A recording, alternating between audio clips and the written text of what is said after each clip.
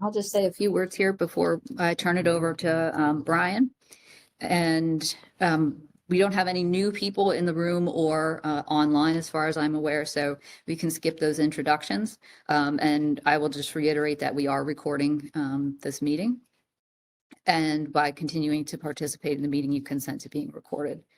So the objective of this section of the meeting is to provide an overview of the long-range transportation plan. And we have Brian Funkhauser with us from Michael Baker International, who's been working with us, the SEDA COG MPO, over the last approximately 2.5 years to develop the long-range transportation plan, or the LRTP. And Brian will provide an overview of our efforts that have taken place over that time period, some key points from the draft plan, and also show you, are you going to want to bring up the story map? Okay, all right, we'll skip that. And so at this time, I'll turn the meeting over to Brian. Thank you, Kristen, and good morning, everyone. Thanks for being here today. And as Kristen indicated, this meeting differs from the first one in that we're really looking at a wider aperture here. The tip is really looking at the first 4 years of the program. And with the long-range transportation plan, we're looking further out, typically 20 to 25 years, looking at a 20 to 25-year window. Also, this product is different from the tip in that the tip is a set of projects. It's a program. And the long-range plan is not only a plan that includes projects, but it also includes recommended policy for the 8-county SEDA COG MPO region.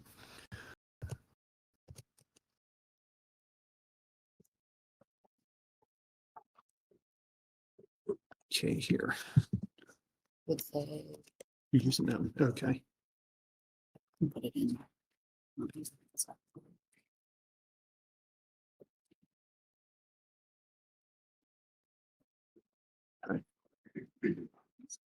Station, I think, was the problem before.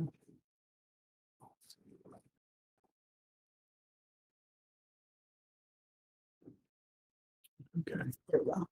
All right. Can folks online see the screen?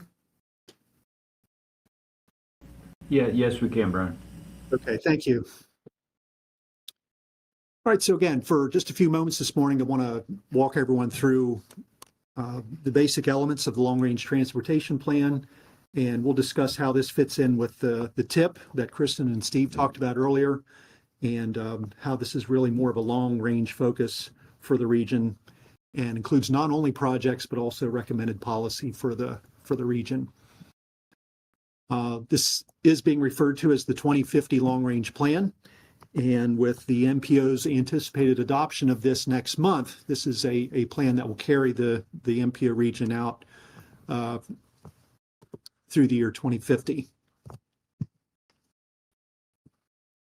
part of the overview, I want to give everyone a rundown of all of the elements that are included within the long-range plan.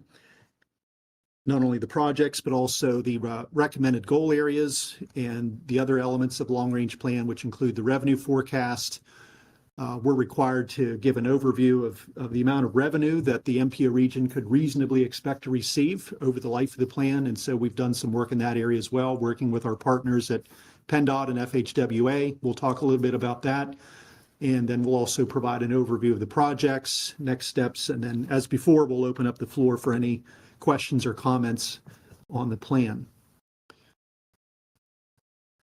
This slide just provides an overview of what the long-range transportation plan is. And again, it's very different from the TIP in that it's looking long-range in its focus, not only projects, but also policy. And it provides kind of a report card, an overview of how the region is doing with regard to the transportation system. So the plan looks at the extent of the transportation system, it looks at the conditions, it looks at how well it's performing, and then ultimately it comes up with a series of recommendations to improve the system overall. It's also multimodal, so we're looking not only at roadways and bridges, but we're also looking at things like public transportation, aviation, rail freight, all modes of transportation And also, as I mentioned before, it does consider a 20-year planning horizon. This is a product that the MPO updates every 4 years, and it's something that the MPO is required to do in order to maintain eligibility for receiving federal funding. So it's a very, very, very important part of the MPO's overall work program. It is developed using extensive community input.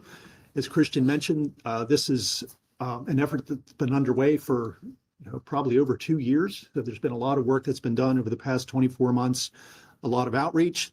These plans are not things that are developed in isolation or in a back room somewhere. There's a lot of outreach that the MPO does, including events like this. There are listening sessions that were held throughout the region. We had 4 listening sessions some time ago to provide the public with an opportunity for face-to-face interaction with MPO staff and PennDOT and others. There's been public surveys and other outreach that the MPO has done as well to give folks an opportunity to provide input into this process. I mentioned it is a financially constrained program. The long-range plan is more than just a wish list of projects, but we do identify the amount of revenue that the region could reasonably expect to receive over the long term. Just so we have a general idea of what the MPO would have available in its checkbook, so to speak, for transportation. And then finally, the plan does outline a regional vision for transportation and provides an overall strategic direction for investment. And I'm going to be focusing on some of those things here a little bit later on. And that last bullet point down there promotes environmental compliance and improves safety. We do have outreach that the MPO does with representatives from environmental agencies to identify strategies for trying to minimize transportation's impact on the environment. This slide just provides an overview of the differences between the TIP and the 12-year program and the long-range plan. So just working from left to right. So you see the different years there, the varying levels of detail that exist among the different planning periods. So the first one, as we just talked about, the TIP takes us from federal fiscal year 2027 to 2030. 12-year program takes us out to federal fiscal year 2038. And then this plan, which goes all the way out to the year 2050. And you can see as we move from left to right, how the detail gets more and more strategic as we look further out into the future. So the TIP, as Kristen and Steve talked about earlier, is much more detailed. We have detailed cost estimates for all the projects, and for the long range plan, obviously it's more conceptual. We're painting with a broader brush when we're looking out at that level of detail. But the TIP really serves as the first 4-year period of that longer 20 to 25-year period. The long-range plan includes several required elements, and the draft that we have prepared includes all of these elements. We include an overview of the planning process. What is the methodology that the MPO followed in developing the plan? We have a regional profile. As with any plan, we have a background overview of really providing a summary of existing conditions throughout the 8-county MPO region. Stakeholder and public engagement. The plan outlines all of the work that the MPO has done to try to engage the public and provide opportunity for the public to provide input into the regional transportation planning process. The plan also has a needs assessment, again, looking at all modes of transportation. What are the existing needs? What are the gaps that need to be closed in our transportation? And what kind of planning is needed in order to close those gaps? The revenue forecast, I spoke about that earlier. Project prioritization, I think Steve spoke to that earlier during the TIP conversation. There's a tremendous amount of transportation need that exists across the 8-county region. So that's really what elevates the value of this kind of work in developing project selection criteria. Since we have so many needs, how do we figure out which ones are the most important, which ones really rise to the top? The plan also performed a community demographics analysis, and that really looks at or examines where our proposed projects are in relation to different people groups, say, throughout the region. And that's largely a GIS exercise. I mentioned the environmental resource overview and then performance measures. This is something that's getting an increasing amount of emphasis from both not only at the regional level, but also at the state and federal level, that we are evaluating the performance of the transportation system with regard to congestion and safety and a variety of other measures. And what the federal government and PennDOT would like us to do more of in the future is to really evaluate how our system is performing, and then in the future to be able to compare performance in the future versus today in 2026, so that we're able to answer the question: did we program the right projects?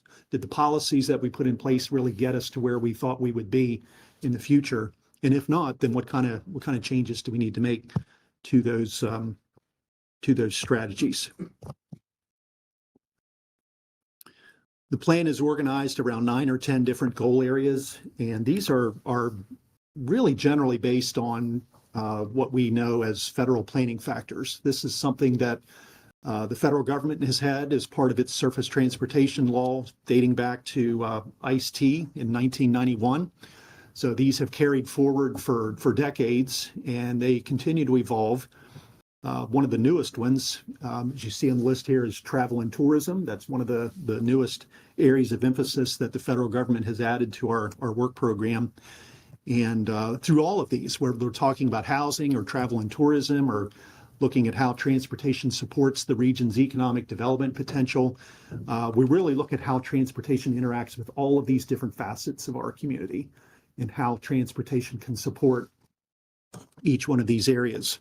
On the travel and tourism example, for instance, in one of our meetings, we had representatives from Knoebels. We had an outreach meeting in Elysburg, and we were really pleased to have folks there from Knoebels, and they were there to talk about some of the issues that they're experiencing with regard to accessibility to and from their facility.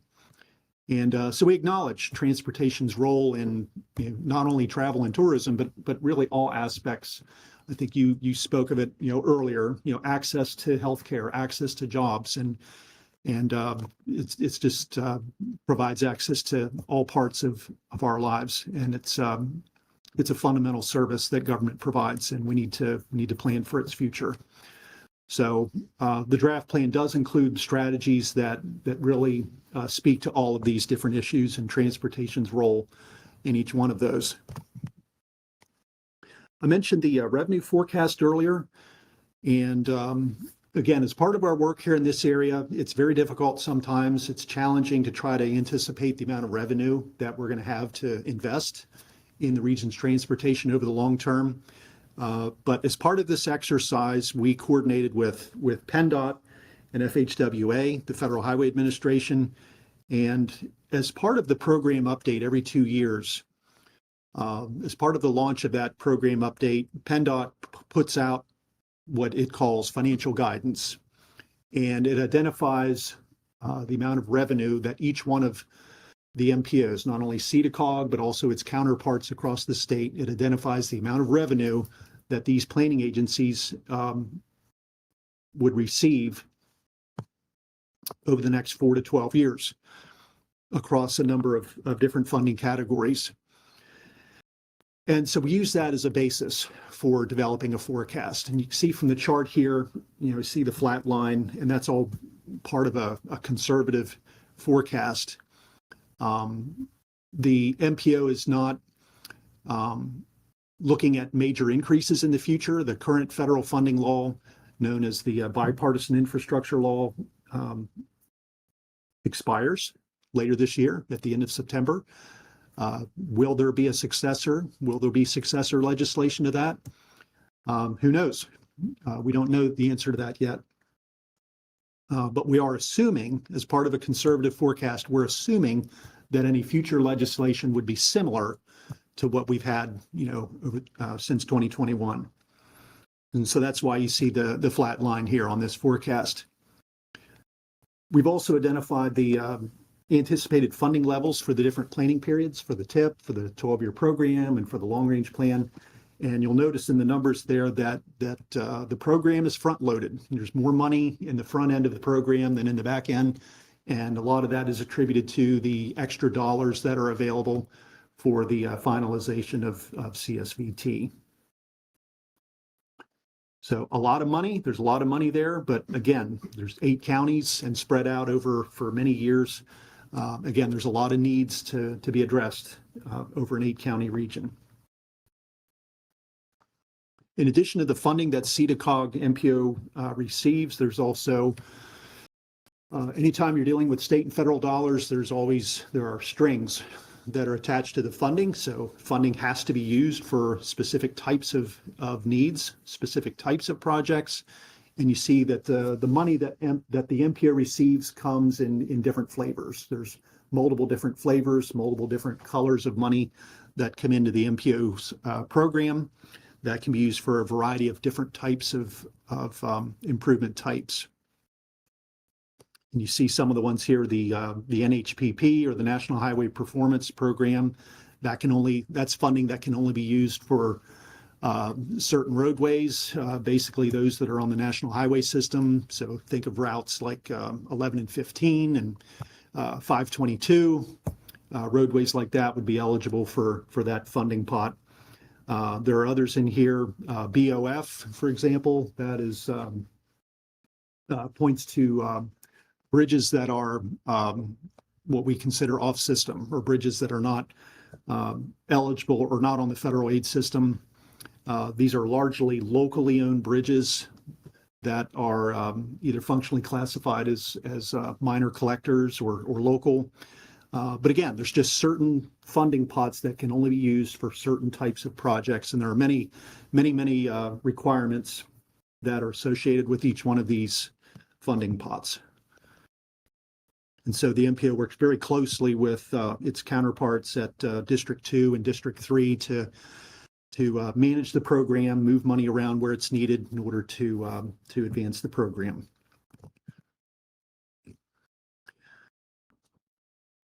I mentioned earlier that the long-range plan is not only a policy plan, but it's also a plan of projects. And the projects that are included within the plan, really our core list of projects are based on the 12-year program. And that is because the 12-year program goes through a very thorough vetting process. You know, what we've went through here earlier this morning, we know it's financially constrained. Again, the plan is not a wish list of projects, but we have to be able to document that we have the funding available in order to pay for all of these transportation investments. So the plan itself includes the 12-year program as the core list of projects. There are other projects that are also included in the plan that are over and above the 12-year program. So for example, there are, last bullet there says illustrative project listing.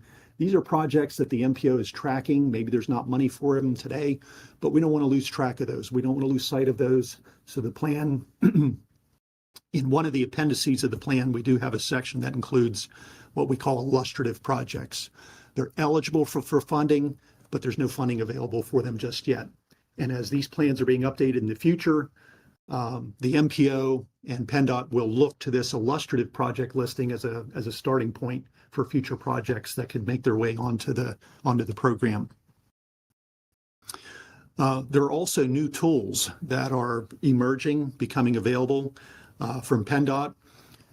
You'll notice here PAMS and BAMS. That is just an acronym for a new tool that PennDOT is developing called Pavement Asset Management System, or Bridge Asset Management System.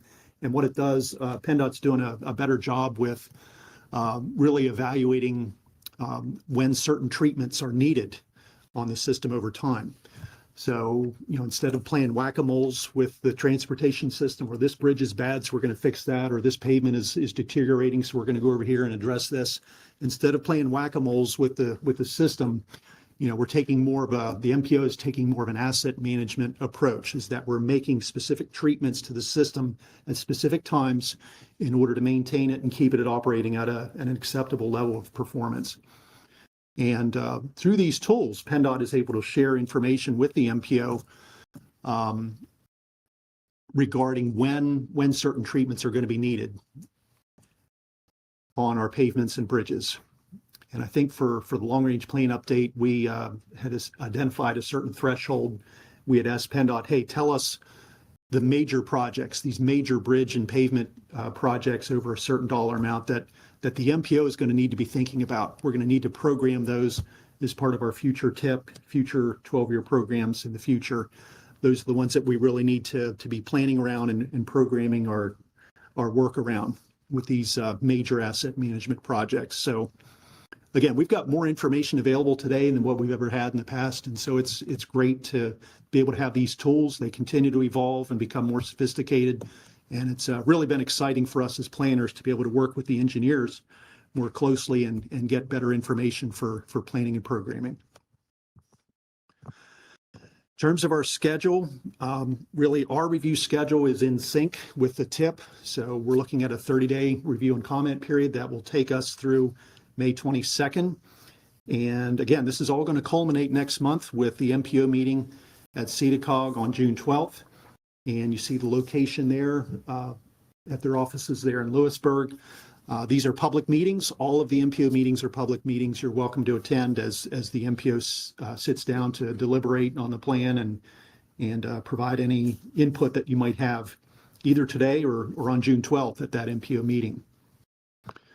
We also have the MPO has created on its webpage. There is a place there on the webpage where you can provide information on any comments you have on the plan. So there's a QR code here. You can scan that and go right to that webpage.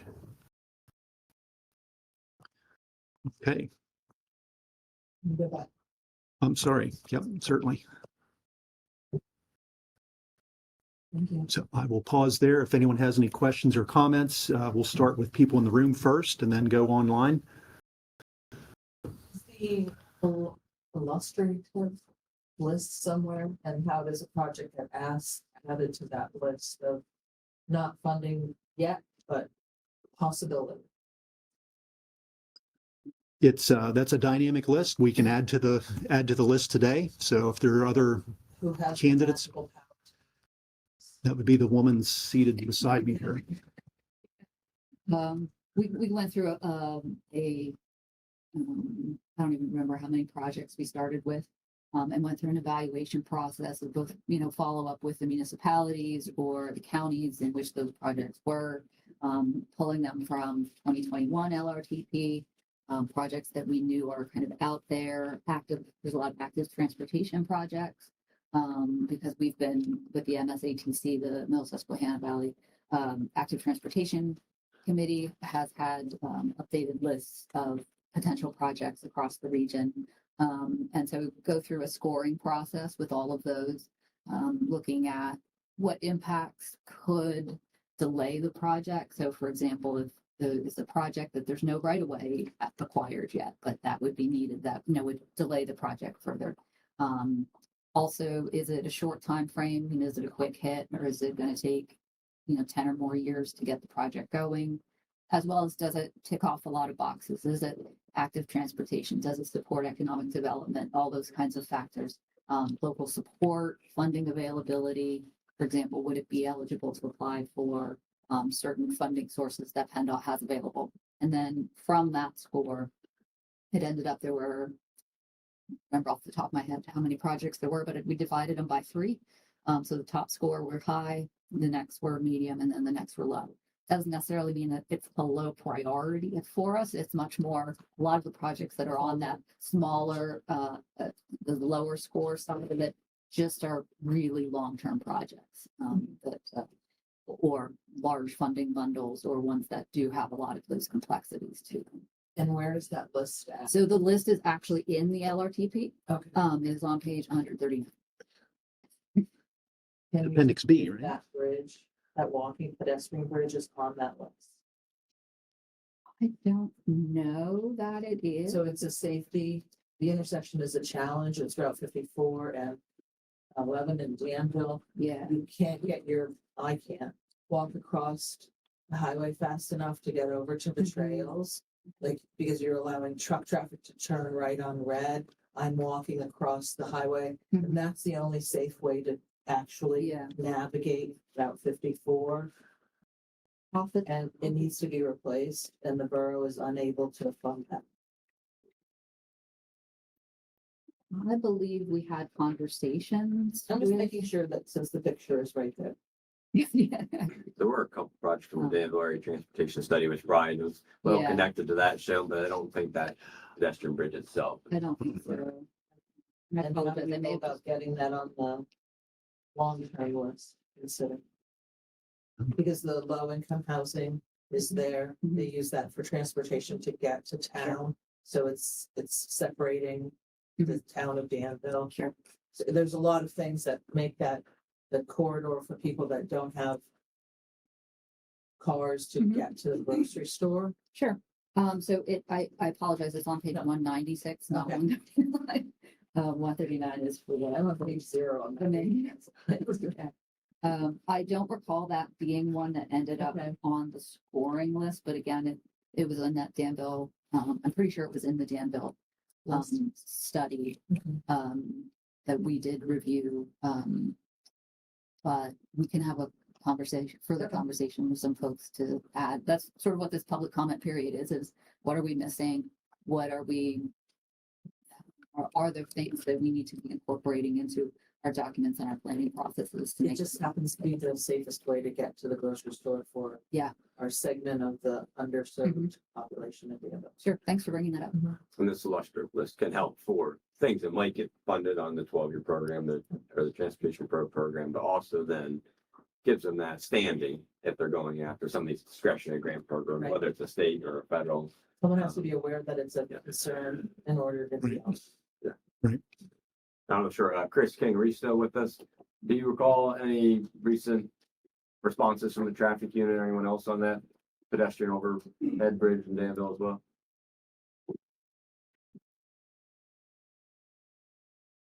No, I don't remember. I know it came up again, but I don't remember any specific response on it, Steve. Thank you. Right. Thanks for raising that. Because it is inspected and reported as well to the bridge unit and everything, as well, but. Yeah, yep. Yeah, it's required to be inspected. Yep. I think the estimate the borough had was to make it ADA compliant. Just $3 million at a meeting that I was at. The borough's unable to fund that amount. And it's a significant way to get across the highway. Yeah, back in some things have happened since the bipartisan infrastructure law. There was like the Reconnecting Communities program, I think would have been a good fit for this. That's been Right. kind of nixed. Conway. But like Safe Streets and Roads for All, some of these things do exist that could go toward that type of improvement, access to daily needs. Yeah, Yes. yeah, the CVS shopping plaza, you have the grocery store, you have the hospital, you have the downtown. Yep. Everything's kind of converging there. So it's just, a lot of times those kinds of expenses to get that high, usually those kind of grant programs usually opens the valve for that to advance, but there's things that could be looked at, prioritized, and given standing long range plan as well. Thank you. But it's not like we say, these are funds coming to the region that we can definitely lock in for that type of project. Usually it does kind of require those other programs to exist, Thank but you. and then be local match up certainly as well. So obviously the $3 million is a deal breaker, but the local match can kind of be committed in the general fund budget, the entire process with the municipality as well. Thank you. Other suggestions or questions? Okay. People online, any questions online? Anyone?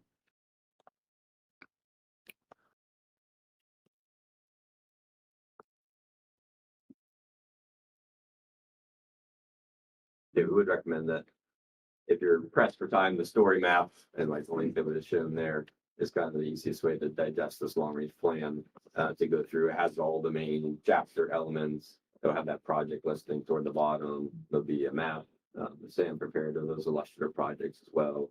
And then the consultant team was able to generate, you can click on those and bring up the main details to see where they're represented. So I highly encourage that to go to the story map, which is on that page and our main website available as well.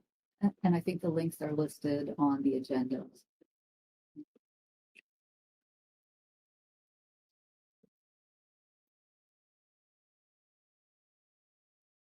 Okay.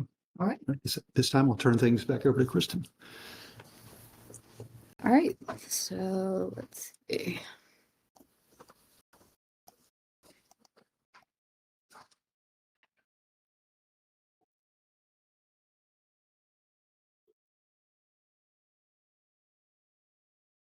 Okay, well, I really appreciate everyone's time. We're a little bit early, so this will be your last opportunity for any comments that you may want to provide, but otherwise, I really appreciate everyone's time.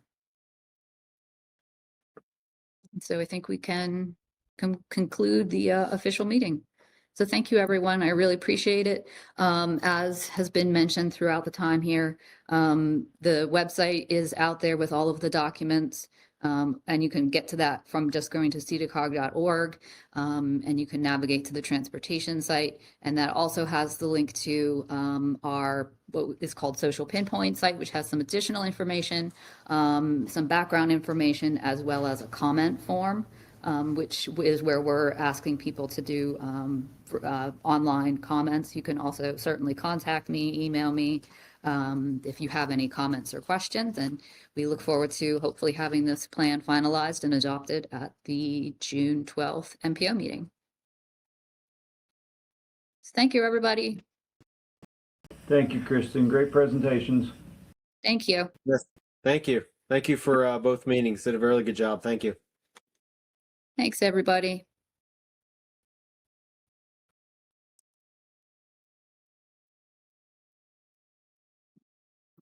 Anyway, additional joint